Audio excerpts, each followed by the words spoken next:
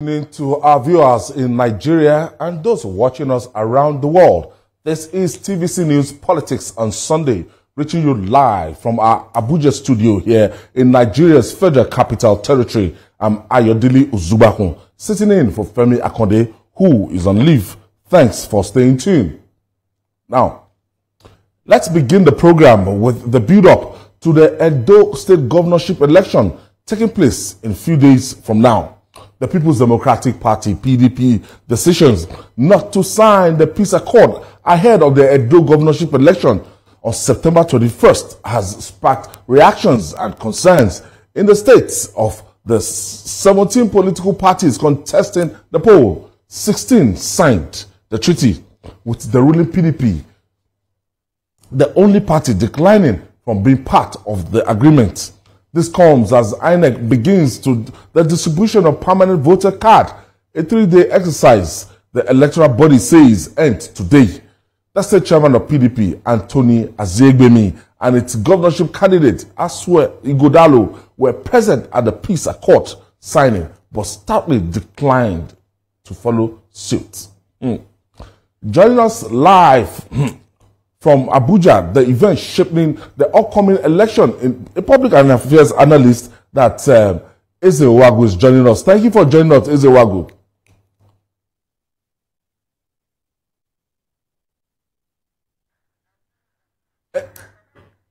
Ezenwa, we've been monitoring elections, and we were in Edo the last time, and we saw how the polity was heated, and this is the first time that I'm going to notice a participant, a major political party, during the election, ahead of the election, opting out to sign the peace accord.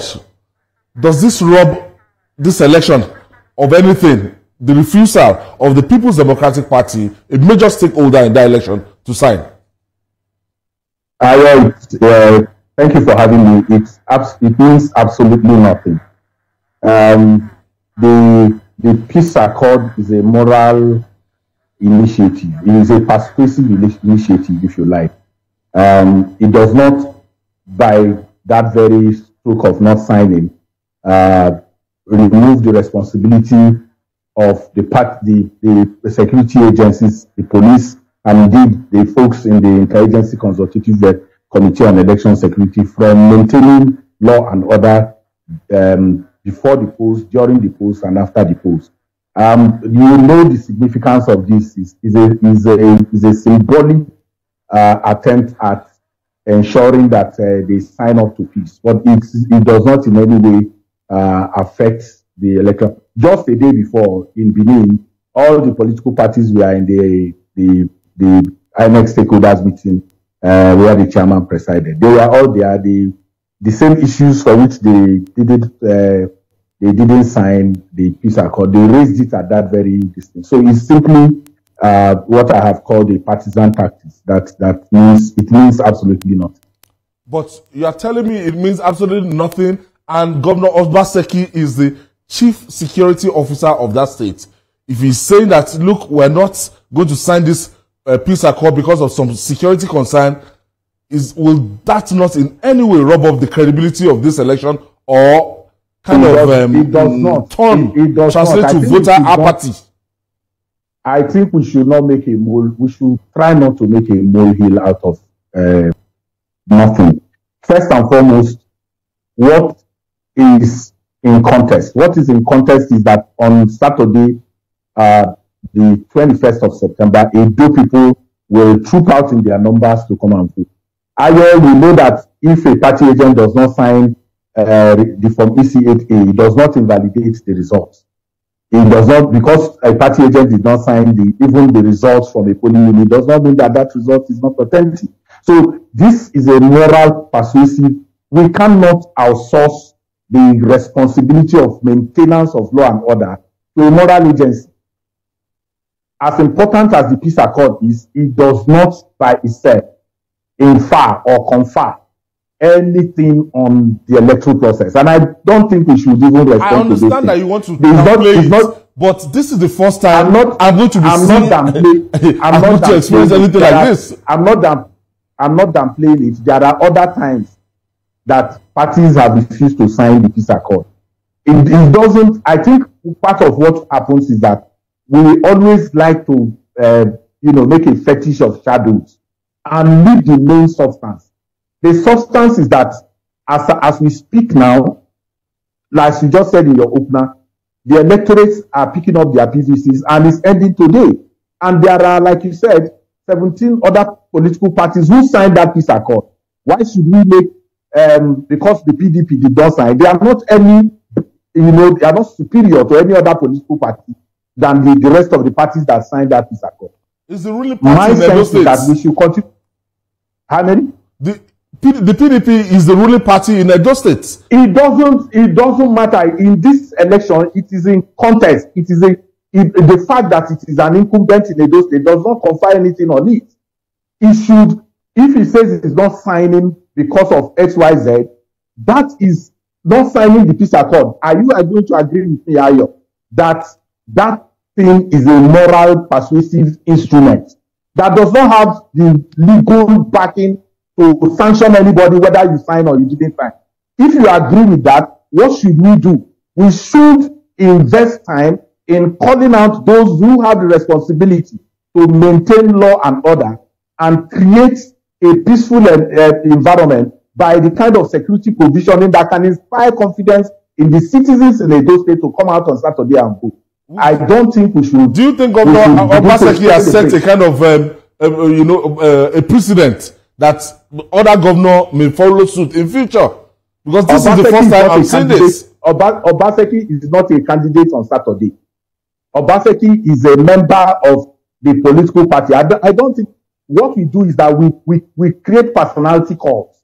We build personality calls and then confer on them what they do not ordinarily. Aswe Iwedalo is the candidate of the PDP. He was at the venue and he refused to sign. No, that's what I'm saying. So why don't we talk about Aswe Iwedalo not signing? Why do you want to make, because you want to give it an imprimatur that it does not have, you have to bring Obaseki into it. The candidate of the PDP in this election is Aswe Iwedalo. If he did not sign, does it deviate from the fact that these 16 other political parties put their signatures on the peace accord? And I think part of the challenge is that, Ayo, as media, as civil society, INEC, the security agencies, we have responsibility to inspire confidence in the electoral process, which has been moving on smoothly in Edo State. They have done their voter registration process. The campaigns will be over by midnight on the 20th. And all the political parties have been campaigning effectively, both in the media and on ground. And I think that is what we should lay emphasis on. We should not put this kind of heavy weight on a moral persuasive instrument like the signing of a peace accord. And that is what I'm saying. 4 years ago, INEC started, uploading the results real time, as in from the polling units. They started that experiment. Now, do you see them going ahead with this same pattern for this election, for Edo election? If you remember, 4 years ago, they started with Edo states. They didn't start with Edo State. They started with a national state constituency election in Nasarawa. I remember, but the major governorship election, I remember that the governorship election 4 years ago was the first experiment. Yes. That result was of 60% of the results were uploaded in that election. Incidentally, because it went the way it did, there were no uproar. It was not as if all the results from all the polling units were uploaded in 2020. So the most important thing is to begin to put the leg of INEC officials on fire to make sure that not just that they upload the results real time into the results viewing portal. And remember what it is. It is a result viewing portal. Ayo, can we impress on the party agents to ensure that they have party agents in all the polling units and recover from the polling units from EC8A that have been mined from those and have their own IRED? The political parties have a responsibility to begin to have results from the polling unit and invite journalists to say, look, we also are having our own result viewing portal because we have agents in all the polling units in Edo State. The challenge for election is that we have refused to understand there is a multi-stakeholder process. and that the most critical player in that process is the one we give comfort. We give a lot of comfort. We don't put their legs on the fire. They dodge their responsibility of ensuring that they have party agents in all the polling units and that they are able to get results from those polling units and have an alternative result tabulation mechanism that they can use to compare what INEC chose for himself to put out to show up the integrity of the electoral process. And that is the challenge for not just Edo election, it's the major challenge for any other election. Any other election, whether Odo or whichever election that we're going to be having. Ezenwa, I want to thank you. Ezenwa has been a long-time ally when it comes to election coverage. We always do that locations together. Well, we look at how we are going to walk around Edo State together to give our viewers updates. Ezenwa. Thank you very much. I appreciate you, Ayo. All right. Away from that is the sad story in Borno State, where the collapse of a major dam on Tuesday caused some of the state's worst flooding since the same dam collapsed 30 years ago, prompting many residents to flee their homes. About 30 persons have so far lost their lives and over 1 million displaced. The state government says the dam was at its capacity due to unusually high rains. The current flooding comes nearly 2 years after Nigeria's worst flooding in a decade, which killed more than 600 people across the country. Governor Babagana Zulum was on TVC News at 10 p.m. News on Saturday, where he walked us through the devastation.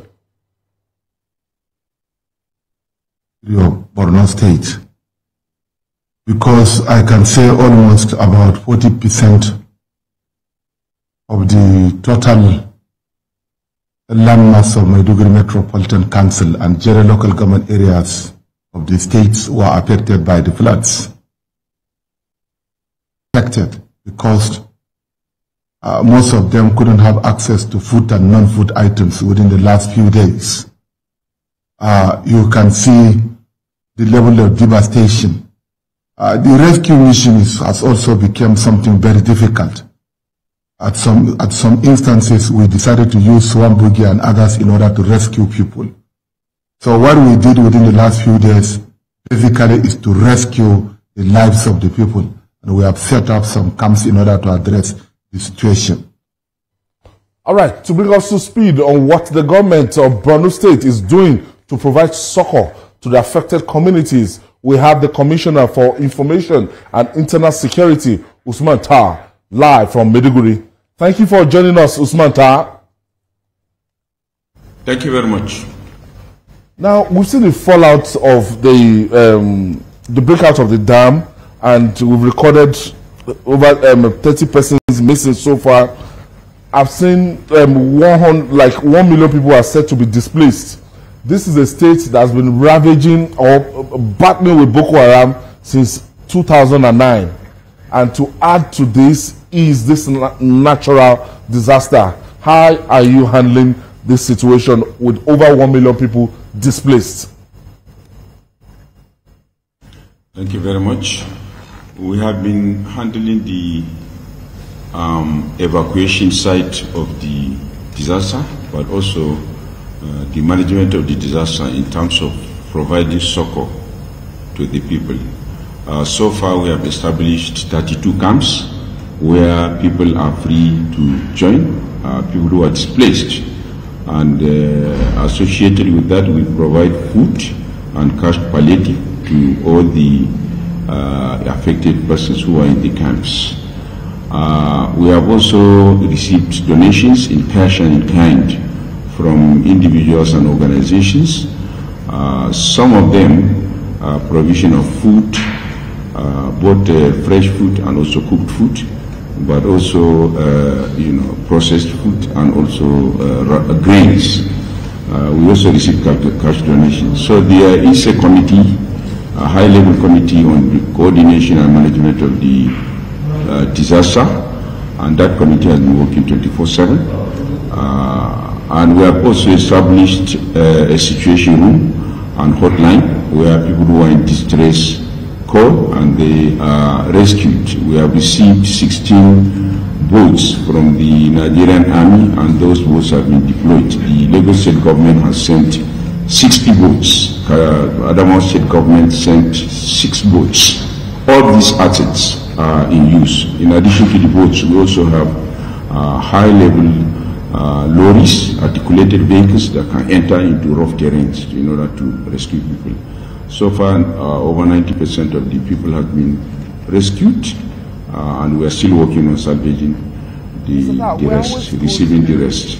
Our reactions, we're always good in, this reaction to emergencies and everything. But I remember, NIMET, some other agencies, they foresaw this. They saw this coming. They warned. We saw their media campaign that they were all around the country telling state governors that, look, these are measures you should take, you should put in place. What are those measures that Borno State government put in place to, to alleviate the sufferings on ground right now? Because you wouldn't have recorded 1 million people displaced and 30 people, but if we are still to estimate, I know it will be more than that. What did you do? What did your government do? What did I do? Yeah, what did your government do as a government, to make sure the prediction that, look, this year it's going to be very, very, in terms of flooding, flooding. Thank you very much. We, as soon as we receive the alert, alert from the relevant agencies, there was a flood committee that is a standing committee of the state government. The flood committee has gone around to do the needful, not only in Alau Dam, but also other areas where flood were prone. It so happened that this year the rain overwhelmed us. That is number one. Number two, the facility itself is a federal government facility. The Borno State government only contributed in terms of maintenance, minor maintenance. Major maintenance, the cost runs to billions, is beyond the capacity of the Borno State government. And we learned that the Federal Ministry of Water Resources will now put its act together in order to do the turnaround maintenance, desilting.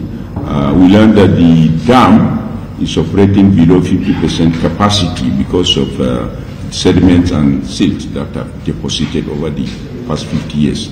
So we are dealing with a federal asset in terms of the dam. We have done our best as a state, as a subnational entity, in order to do the maintenance that we can. But with regards to the overall prediction for flooding, we have done our best. We have deployed the ecological fund in order to, across the state, we have deployed the ecological fund in order to provide the necessary support and necessary intervention across the state.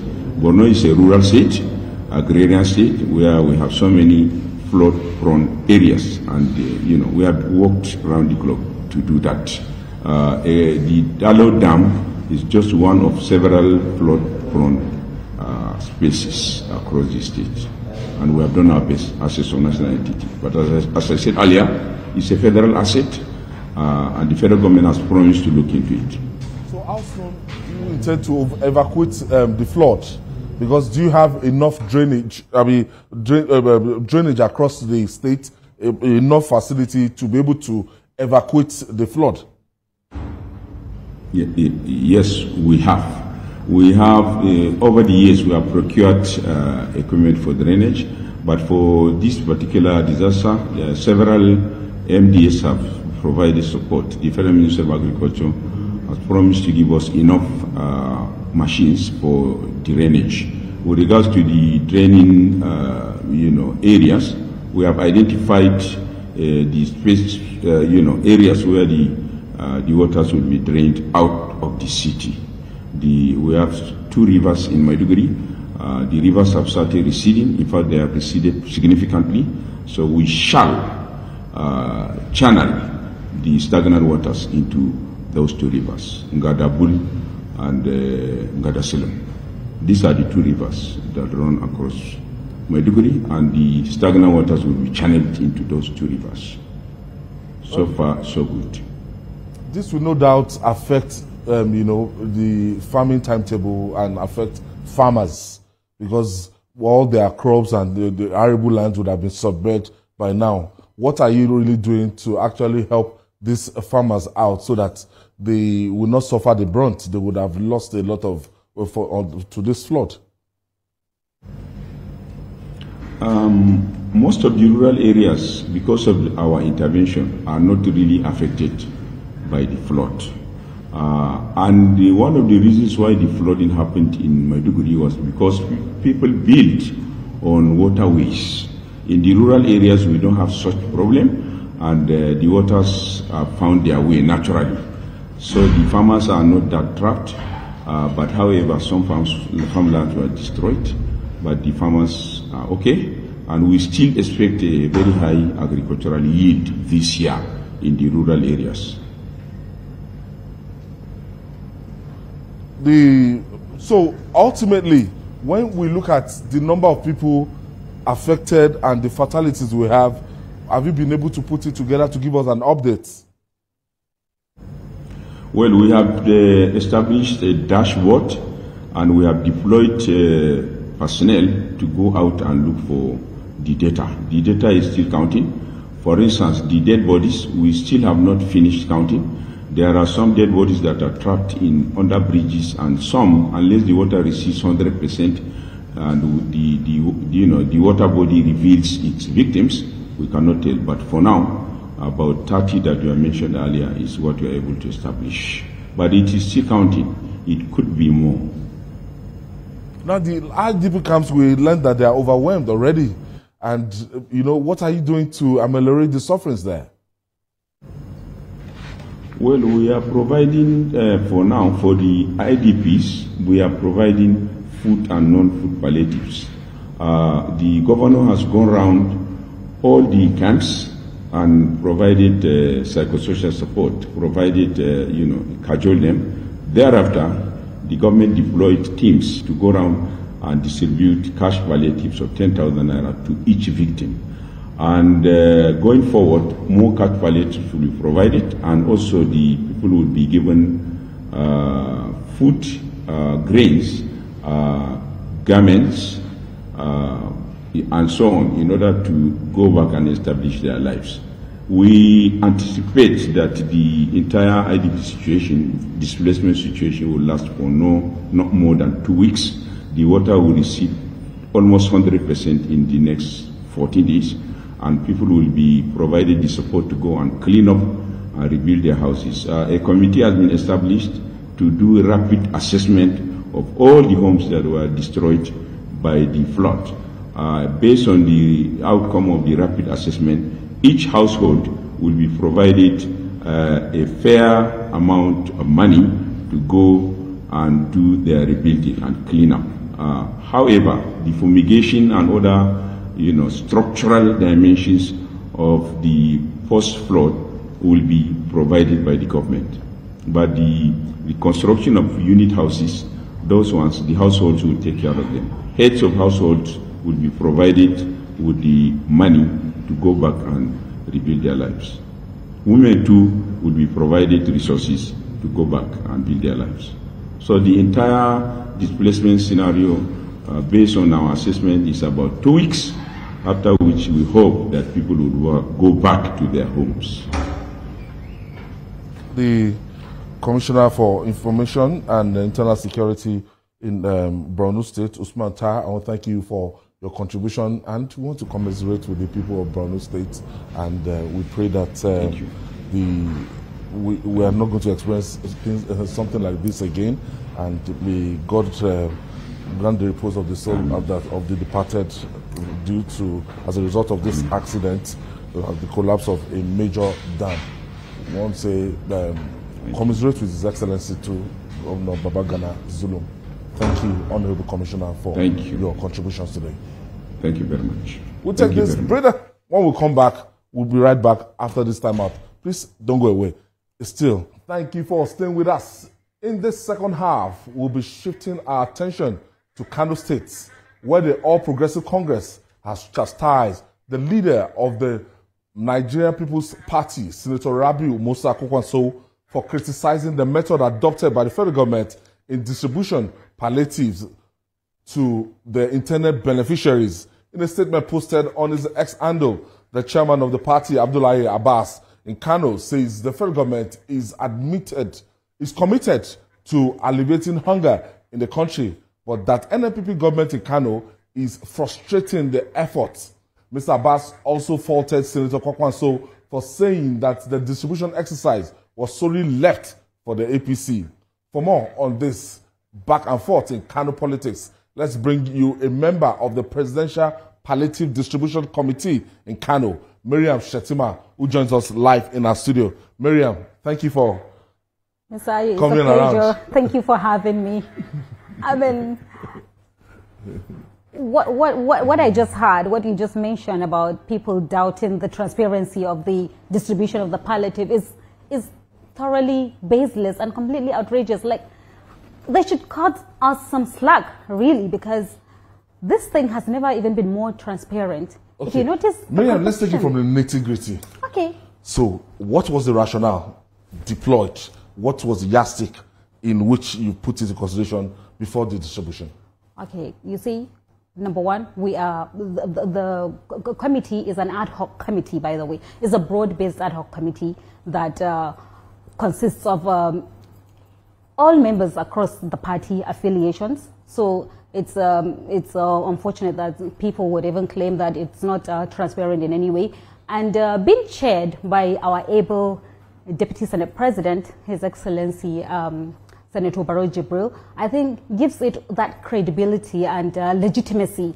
He's a father to all. He has no grudge against anybody. He is always pro-people. And, you know, they made sure that there's equal and fair representation from all political parties when it came to the constitution of this committee.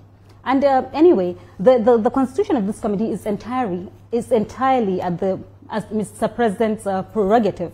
But, you know, anybody that cares to listen or read the national dailies, it's out there. The internet doesn't hide these things. It cuts across party lines. So when it comes to poverty, you know, poverty cuts across. Does not discriminate. Yes.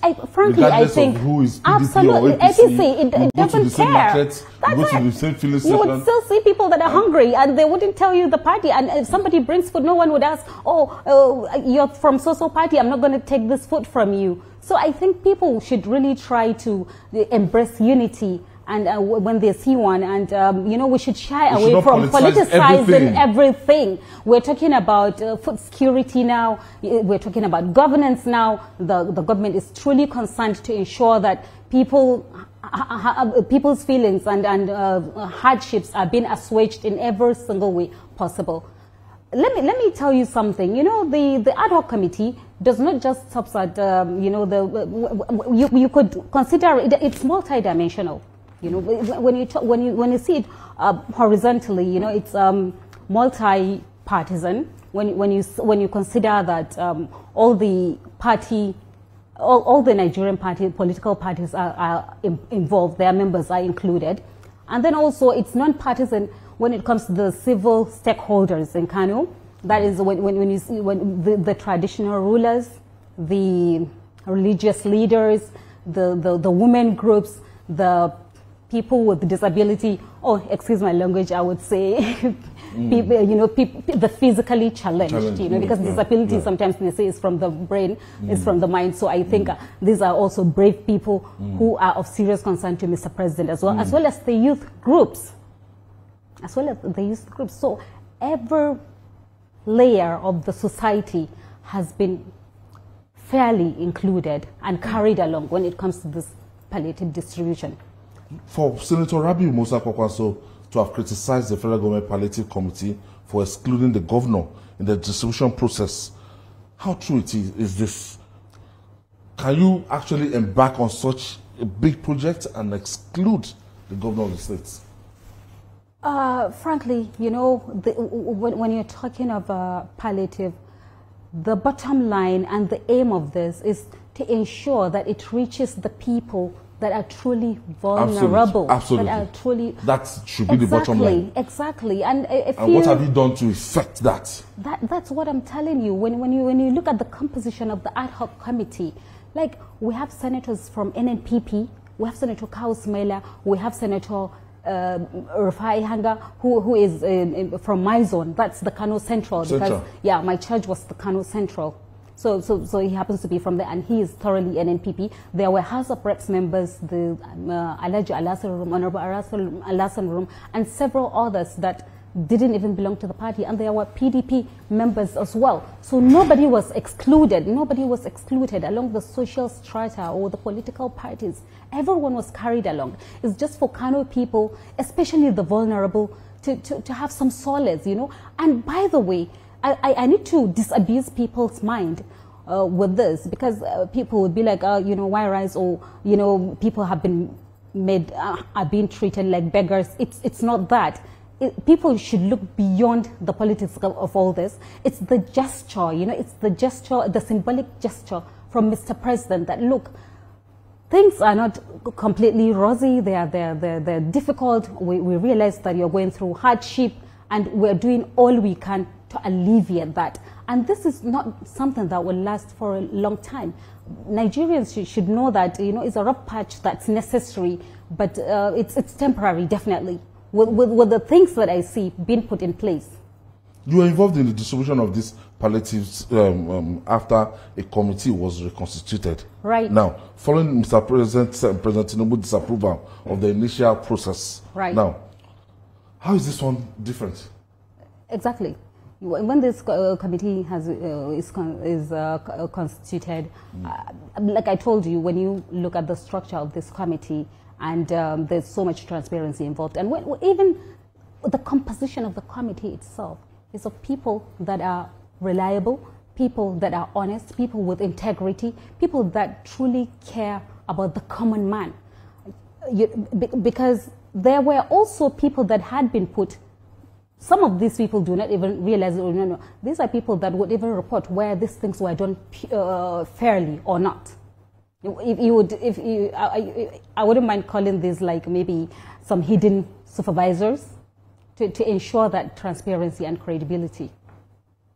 Now, what's in terms of the feedback? In terms of what's the feedback like? The impact of this distribution carried out with the reconsidered committee, presidential committee. Okay, you see, the thing is, the feedback is fantastic, and this is an ongoing process that has just been rolled out. It starts, the one we just did in Kano, what happened in Kano was the launch of this initiative throughout the entire Northwest. Throughout the entire Northwest. How exactly. Would you be handling it to make sure that it doesn't become so rowdy and it doesn't become something that's, you know, people will even, you know, get frustrated in the process of getting their palliatives? Yeah, this is why, you know, it's being done gradually and in a very organized manner.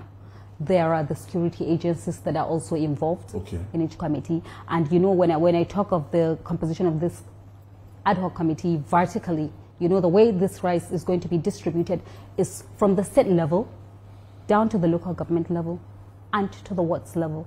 And even at the wards level, the party chairmen of all political parties are involved in the distribution.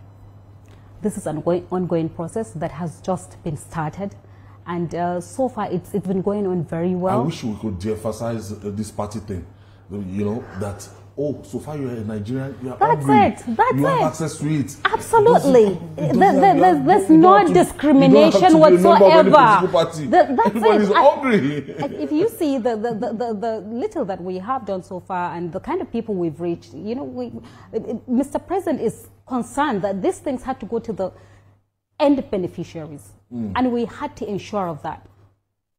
I'm sure you must have seen some clips about, you know, me going to the grassroots and, you know, in that, I mean, the kind of welcome, I mean, people really were warm and were not as political as people, you know, projected to be, as the politicians at the top, you know, projected to be. And you guys don't catch up on this situation and use it like as a campaign strategy. Not that we see APC emblem everywhere not at all. Because you are distributing palliative or you are coaxing people to vote for APC. No. far, far, far from that. Far, far, far from that. The people could attest to that because they've seen the kind of people, the caliber of people that are involved in this palliative. And it's very glaring that it's non-discriminatory so long as you are a vulnerable Nigerian and a vulnerable person in Kano, you're definitely entitled to it, and Mr. President truly cares for you. But it seems the people of Kano no longer have confidence in this, even APC as a party. From the results we gathered in 2023 election, the party lost, and they lost all the structure of the party there, and in 2023 election, and since so anything that has to do with that party is like something that the Kano people don't want to hear about now. No, but you know, I can dispute that. Why? Because if you look at the margin of the scores of both parties, I'm sure you want to say NNPP won, right? But if you scrutinize the results, you would know that the gap was not that much. The gap was not that much, and it was quite scandalized. And we were cautious as a party, as an APC party. You know, we wanted a free and fair election. Whatever muzzle you show, whatever dispute you dispute, you know, may now be turned against you. And honestly, that is not the thing. And people, APC still has fans in Kano. I mean, it has never even been better, frankly, because right now there are so many controversies surrounding the present government there in Kano. You know, I'm not really concerned about that because it's not my party, but there are so many outcries of having Kano a change of government recently. I've been seeing that a lot, and so far throughout my distribution and the grassroots that I had reached out to, the people that I had reached out to, I have not met a single form of resistance or animosity from anybody. Everybody was one. People just like that feeling of belonging, that sense of belonging, that Mr. President cares for them, that the government has not forgotten about them. They're very easy people, you know, that are simple and just want to live their lives happily. They're happy people. You were nominated as a minister by President Tinubu before your name was dropped and substituted on some political reasons. Have you remained resilient and loyal to the party in spite of that very disappointing event? Okay, Mr. Ayo, I'm baffled by this question because I never saw it coming, you know, but I'm glad you're bringing that up because, you know, if you have been driven all these years by purpose, you know, you have a certain purpose and focus. I never even ever dreamt of being nominated by Mr. President. So that alone also shows the kind of resilience I must have had without even probably realizing it. Because now people talk to me, people like to see me, people would be like, you're so brave, you're so, and I'd be like, really? I can't see the muscles, you know, it's quite interesting. But frankly, when you're driven by passion, because initially I wasn't a politician and I never even dreamt of becoming one. I was an activist. I wanted change. And along the line, the two sort of get marked together. You find yourself drawn absolutely from President Buhari. So if you notice, I've been pushing for change, you know, since I was in the United Kingdom. Are you sure? Are you sure? I think we're growing. Our democracy is metamorphosing, and I think we will get to that dreamland eventually. But we need to be really patriotic.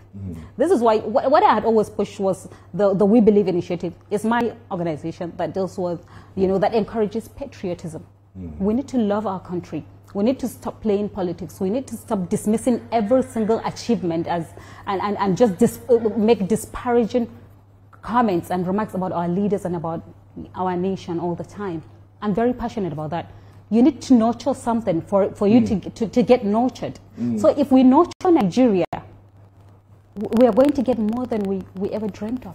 Okay, you are a young female politician from the northern part of Nigeria where women will have to work extra hard, you know what I'm talking about, right? To actually break the glass ceiling. How challenging has your political economy, your political journey been? You know, you work extra hard, I know. Oh my women God. are not meant to be sane. Oh my God, oh my God. Believe me, that's a story for another day. I intend to write a book, Ms. Ayo, one day about this, and I think it's going to encourage a lot of young and upcoming politicians in Nigeria. It's very imperative that I write that book one day, definitely. I must tell you, it been easy. When you're focused and you know where you're headed to, and you're driven by this passion to make Nigeria better, nothing can stop you. If you want your people to be better, you want the situation to change for the better, like you see abroad when you travel. That's what we dream of implementing in Nigeria one day, and that spirit is living and strongly so. It has not been quashed in any way. Increase the number of representatives from the northern part of Nigeria in the National Assembly, in the House of Representatives, in the House of in the Senate, and even in the state executive councils across the north. Exactly. Significantly. We need that support from the government, and I think it's doing something, but I think more needs to be done, because we still have not even reached the 35% affirmative that had been, proposed. People are trying. In the South, it's easier sometimes. I mean, globally, women never find it easy. We would work so hard, and someone would think, oh, somebody is supporting us. Somebody, is disparaging and disheartening. But then you have to forge along. We see Kamala Harris. She's one iconic woman that every lady should look up to. And I mean, nothing is really impossible. But you see, this initiative of the rice palliative is an incredible one, and it emanates from the president's visionary instinct to forge Nigeria forward, to cushion the effect of hardship on the Nigerian citizens, which is quite commendable. At least he's not an aloof president. He's somebody that listens, and he goes on to show, look, we care. He charged us to go to the very bottom of the grassroots and ensure that this rice reaches the right people. If you are to chair something on the national level, on a large scale like this, a lot of people are talking about the high food costs across the country. How do we get, how do you make sure that we reduce poverty? Hunger and poverty is, on the rise in the land. What's the most effective mechanism to combat this menace? Interestingly, I was with the Minister of Agriculture in Kano during the inauguration of this launch of the Rice Palliative Initiative in Kano, and I was able and impressed to extract so many information from him with regard to what the federal government is doing to assuage this level of hunger and poverty amongst its citizens. And one is interesting. Okay, what even stood up for me recently is the intervention from the federal government of a total of like 100 trucks to the flood victims in Maiduguri. That is quite commendable and swift as well. You could see, and there were like 50 trucks of rice, 30 trucks of maize, and 20 trucks of millet that was allocated to the Maiduguri flood victims. That is really impressive, and it will go a long way in helping people and sorting out the issue of that hunger.